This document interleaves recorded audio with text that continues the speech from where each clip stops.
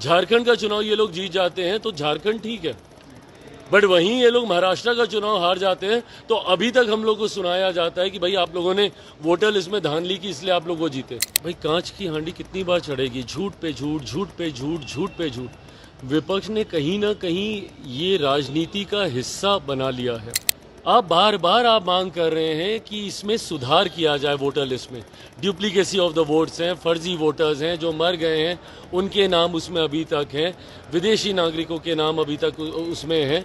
तो पहले तो शिकायत आप करते हैं और उसके बाद जब उसका समाधान किया जाता है तो उस प्रक्रिया पे भी सवाल आप उठाते हैं। सीए जैसा कानून जो कि नागरिकता देने वाला कानून था, उसको नागरिकता छीनने वाला कानून बना के देश भर में आगजनी का माहौल बना दिया। नमस्कार, लाइव बिहार देख रहे हैं आप, आपके साथ मैं स्नेहा गुप्ता। आपको बता दें कि राहुल गांधी और बिहार के नेता प्रतिपक्ष तेजस्वी यादव वोट अधिकार यात्रा पर निकलने वाले हैं 17 अगस्त से, जिसको लेके केंद्रीय मंत्री चिराग पासवान जो है उनके ऊपर भड़के हुए नजर आ रहे हैं। इन दिनों बिहार में लगातार एसआईआर का मुद्दा जो है वो गर्माता ही जा रहा है, जहां एक तरफ महागठबंधन के सारे बड़े बड़े नेता एसआईआर का विरोध कर रहे हैं तो दूसरी तरफ चिराग पासवान एसआईआर के फायदे गिनवा रहे हैं और किस तरीके से लोगों को नुकसान है, यानी कि महागठबंधन के लोगों को नुकसान है, इसके बारे में भी चर्चा करें। क्या कुछ कह रहे हैं चिराग पासवान, पहले आप इस वीडियो पे नजर डालिए। बिल्कुल, और ये लंबे समय से मुझे लगता है हर बिहारी की ये चाहत थी और हम लोग का भी ये सपना और संकल्प लोक जनशक्ति पार्टी रामविलास का और बिहार फर्स्ट, बिहारी फर्स्ट के माध्यम से हम लोगों ने हर मन से अपने इस सपने को संकल्प में परिवर्तित करने का प्रण लिया था। माता सीता का एक भव्य मंदिर बने, ये इच्छा मैंने हमेशा जाहिर की है। ये मेरी आस्था से जुड़ा हुआ विषय तो ज़रूर है ही, साथ ही में इससे बिहार का आर्थिक विकास भी। मैंने हर बार हमेशा इस बात को कहा है कि बिहार में रिलीजियस टूरिज्म की अनंत संभावनाएं हैं। तो जहां एक तरफ आप इससे आस्था को सम्मान देते हैं तो वहीं रिलीजियस टूरिज्म के माध्यम से ना सिर्फ आप प्रदेश को आर्थिक ताकत देते हैं, रेवेन्यू जनरेशन में इसको आगे लेकर जाते हैं। उत्तर प्रदेश इसका उदाहरण है। अयोध्या में जिस तरीके से भव्य राम मंदिर के निर्माण के बाद किस तरीके से वो पूरा क्षेत्र आत्मनिर्भर हो गया, उसी तरीके से मैं ये मानता हूँ कि बिहार के राजस्व को बढ़ाने की दृष्टि से भी ये एक ऐतिहासिक फैसला होगा। और करोड़ों की आबादी ऐसी है जो माता सीता पे विश्वास रखती है, आस्था रखती है। मैं खुद उनमें से एक हूँ। तो मेरे जैसे श्रद्धालुओं के लिए, भक्तों के लिए एक बहुत अत्यंत शुभ दिन है।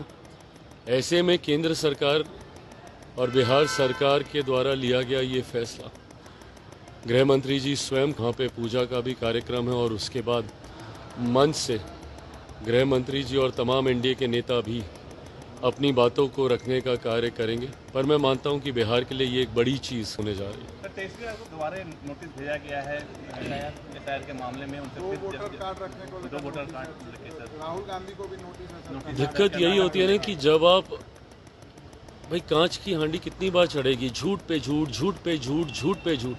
विपक्ष ने कहीं ना कहीं ये राजनीति का हिस्सा बना लिया है। सीए जैसा कानून जो कि नागरिकता देने वाला कानून था, उसको नागरिकता छीनने वाला कानून बना के देश भर में आगजनी का माहौल बना दिया। पूरे लोकसभा का चुनाव ये लोग कहते रह गए कि तीसरी बार मोदी की सरकार आ जाएगी तो आरक्षण छीन लिया जाएगा, संविधान खत्म कर दिया जाएगा, लोकतंत्र की हत्या हो जाएगी। साल भर हो गया, मुझे बताइए कहाँ का संविधान खत्म हुआ, या कौन से लोकतंत्र की हत्या हो गई, या किसका आरक्षण छीन लिया गया। सीए में बताइए मुझे किस मुसलमान की नागरिकता छीनी गई। अब उसी तरीके से एसआईआर को लेकर, और भैया ये किसके कहने पे किया जा रहा है? ये आप ही के कहने पे तो किया जा रहा है। आज भी राहुल गांधी जी ने प्रेस कॉन्फ्रेंस किया और कहाँ कर्नाटका का और कहाँ का वो उदाहरण दे रहे थे। तो भैया कर्नाटका में किसकी सरकार है? आप कहना क्या चाह रहे हैं, मेरी तो समझ के परे है। आप लोकसभा चुनाव को मद्देनजर बनाते हुए आप ये भूल जाते हैं कि उससे ठीक पहले हुए विधानसभा के चुनाव वहाँ पे कौन जीता था। और आप ही ने बार बार, अब जब आप आज दिखा रहे हैं वहाँ पे कि किस तरीके से फर्जी वोटर्स बने हैं, अब आपके कहने पे जब कर्नाटका में SIR किया जाएगा तो फिर आप उस प्रक्रिया पे भी आप शिकायत करेंगे। तो आप चाहते क्या हैं? आप बार बार आप मांग कर रहे हैं कि इसमें सुधार किया जाए वोटर लिस्ट में। डुप्लीकेसी ऑफ द वोट्स हैं, फर्जी वोटर्स हैं, जो मर गए हैं उनके नाम उसमें अभी तक हैं, विदेशी नागरिकों के नाम अभी तक उसमें हैं। तो पहले तो शिकायत आप करते हैं और उसके बाद जब उसका समाधान किया जाता है तो उस प्रक्रिया पे भी सवाल आप उठाते हैं। तो कैसे इसको ठीक किया जाएगा? अगर आप बार बार अगर अब आप कह रहे हैं कि भैया कर्नाटका में इस तरीके की गड़बड़ी हो रही है, तो अगर उस वोटर लिस्ट को सुधारा जाएगा तो सुधारने की ही तो प्रक्रिया है SIR। और कौन सी प्रक्रिया है ये? बट ऐसे में चिट भी आपकी, पट भी आपकी, शिकायत भी आप करेंगे, शिकायत पे कार्रवाई होगी तो उस पर भी आप करेंगे। और उसी तरीके से अब ये क्या एक बड़ा उदाहरण नहीं है इसी बात का? भाई नेता प्रतिपक्ष के पास अगर 2-2 वोटर कार्ड हैं तो क्या ये चिंता का विषय नहीं है? अगर आपके पास हो सकते हैं तो सोचिए कितने और लोग होंगे जिनके पास होंगे। तो क्या इसका रिवीजन नहीं होना चाहिए? इसी सोच के साथ ये इंटेंसिव रिवीजन किया जा रहा है। अब उसके बाद जब आप ये सारी बातें करेंगे कि भैया यहाँ पे धांधली हो रही है, ये हुआ वो हुआ, अभी तक इन लोगों ने एक आपत्ति दर्ज नहीं कराई है। आज कितना, लगभग 9 दिन के करीब हो गया सूची जारी किए हुए। इन 9 दिनों में राजद, कांग्रेस जो बात बात पे चीखती चिल्लाती है, अभी तक ये लोग चुनाव आयोग के पास एक आपत्ति लेकर नहीं गए। आप दीजिए ना भैया, आप भी तो पॉलिटिकल पार्टी हैं, आप भी आपत्ति दर्ज कराइए कि भैया मेरे इस व्यक्ति का नाम छूट गया, मेरे इन कार्यकर्ताओं का नाम छूट गया। दीजिए, 5 ही आदमी का दीजिए, 10 ही आदमी का दीजिए तो। साइट के ऊपर पूरे नाम है जिन लोगों के नाम को डिस्क्वालीफाई किया गया है, उनको पर्सनली हैंड डिलीवर उनके घरों पे उनको नोटिस भेजा गया है। उसके बाद भी अगर आपको किसी तरीके की शिकायत है तो 3-3 बार आप उसमें अपील कर सकते हैं। 3-3 स्तर पे अपील की व्यवस्था है। तो अब इससे ज़्यादा ट्रांसपेरेंट कोई और प्रक्रिया क्या होगी? पर अगर उसके बाद भी अगर आपको सिर्फ इल्ज़ाम ही लगाना है, सिर्फ आपको हंगामा ही खड़ा करना है, सिर्फ सदन ना चले ये गतिरोध करना है, और सबसे बड़ी बात आपको बहाना ढूंढना है। अभी 3 महीने के बाद जब नवंबर में बिहार में परिणाम आएंगे, चुनाव ये लोग हारेंगे, तो भाई किसके ऊपर ठीकरा फोड़ेंगे? अब इनको EVM याद नहीं आता, अब सारी EVM मशीनें ठीक हो गई हैं, अब इनको वोटर लिस्ट दिखती है। चुनाव में एक ही समय पे 2 जगह चुनाव होते हैं।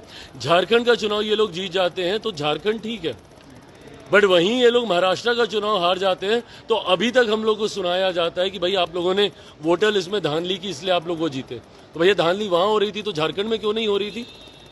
तो आप एक बार आप कुछ कहेंगे, उसके बाद उसी शिकायत के ऊपर जब चुनाव आयोग कार्रवाई करेगा और आप सदन में मांग कर रहे हैं, बताइए कौन बुद्धि देता है इन लोगों को? मेरी समझ के परे है। सदन में SIR को लेकर चर्चा कैसे हो सकती है, मुझे बताइए। सदन में अगर इसको लेकर एक बार के लिए मान भी लीजिए चर्चा हम लोगों ने कर भी ली, तो कौन सा मंत्री जवाब देगा? एक बार नेता प्रतिपक्ष बिहार और केंद्र दोनों में से कोई एक इस बात का जवाब दे दें कि वो लोग जवाब किस मंत्री से चाहते हैं। क्या चुनाव आयोग आएगा सदन के अंदर जवाब देने? क्योंकि किसी विभाग के अंतर्गत तो चुनाव आयोग आता नहीं है, वो तो स्वतंत्र संवैधानिक संस्था है। तो ऐसे में किस मंत्री से ये जवाब चाह रहे हैं? सरकार तो ये प्रक्रिया करा नहीं रही है, चुनाव आयोग ये प्रक्रिया करा रहा है। तो चुनाव आयोग कैसे सदन के अंदर आके आपको जवाब देगा, जिसके लिए आप लोगों ने पिछले 2 हफ्ते से सदन को एक दिन चलने नहीं दिया? सिर्फ आपको हंगामा खड़ा करना है, इस दृष्टि से आप कर रहे हैं तो करते रहिए। यात्रा करने वाले हैं जिसमें तेजस्वी यादव, इंडिया गठबंधन के सभी नेता, राहुल गांधी भी 17 तारीख से बिहार भ्रमण कर रहे हैं। हाँ करें, अच्छी बात है भैया, करिए, यात्रा करिए। जनता के बीच आपको वैसे भी जाना चाहिए, जाएंगे तो आपको पता चलेगा कि SIR का क्या असर है। भाई हम लोग भी जनता के बीच रहने वाले लोगों में से, निरंतरता में हम लोग सभा, कार्यक्रम, यात्रा हम लोग करते हैं। हमको तो आज तक नहीं समझ में आया कि कोई SIR को लेकर मुद्दा बन रहा हो या लोगों को बहुत कठिनाई हो गई हो। और ये लोग जो बोल रहे थे कि भाई हम लोगों के चुन चुन के वोटर्स छाटे जाएंगे, सबसे ज़्यादा वोटरों में से कौन सा? ये पटना है जहाँ पे सबसे ज़्यादा संख्या में से वोटर कटे। ये लोग क्या बोल रहे थे, सीमांचल के इलाके में, ये एक किशनगंज वहाँ पे छोड़ दीजिए, तो यहाँ पटना में वोटर के नाम कटे हैं।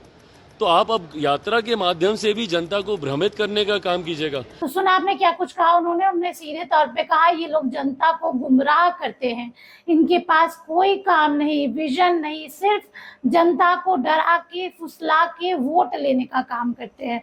आप बने रहिए हमारे साथ, तब तक के लिए बहुत बहुत शुक्रिया।